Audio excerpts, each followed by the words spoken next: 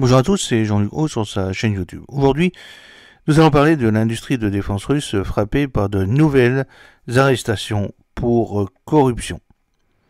L'industrie de défense russe a été secouée par un autre scandale de corruption des agents de sécurité fédéraux ayant arrêté un ancien cadre supérieur du principal fabricant de véhicules de combat d'infanterie du pays, A.O. Kurgan Mashkhovod.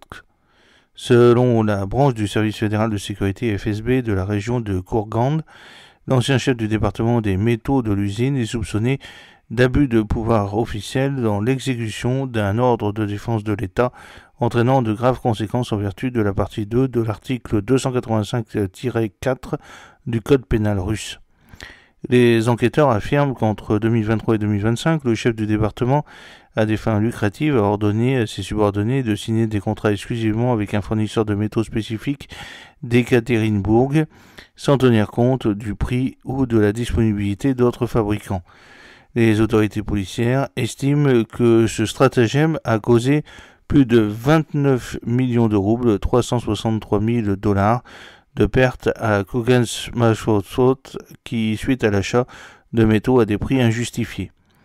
Kurgan Mashkhovod est un important producteur de véhicules blindés pour l'armée russe, notamment de la série BMP, et a joué un rôle majeur dans la fourniture d'équipements pour la guerre menée par la Russie en Ukraine. L'entreprise n'a pas commenté publiquement cette arrestation.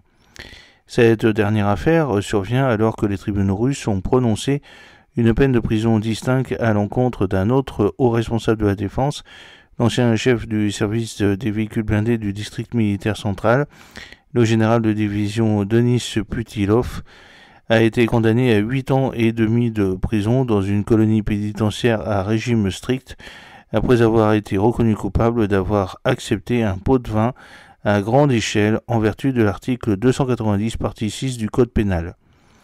Les procureurs ont déclaré qu'en 2023 et 2024, Putilov a supervisé l'exécution de contrats coûteux de réparation et de maintenance d'équipements militaires entre un client public et un entrepreneur privé.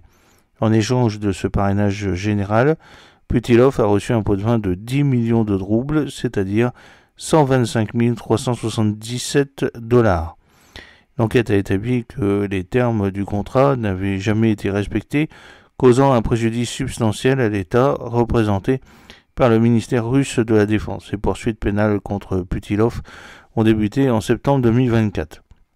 En plus de la peine de prison, le tribunal a déchu Putilov de son grade de général de division et lui a interdit d'occuper des postes administratifs et de direction dans les autorités de l'État pendant 6 ans. Ces deux affaires mettent en lumière une corruption persistante au haut niveau dans les secteurs de la défense et de l'industrie russe. Au cours des 2 dernières années, plus d'une douzaine d'enquêtes criminelles ont été ouvertes contre des responsables du ministère de la Défense et d'entreprises du secteur.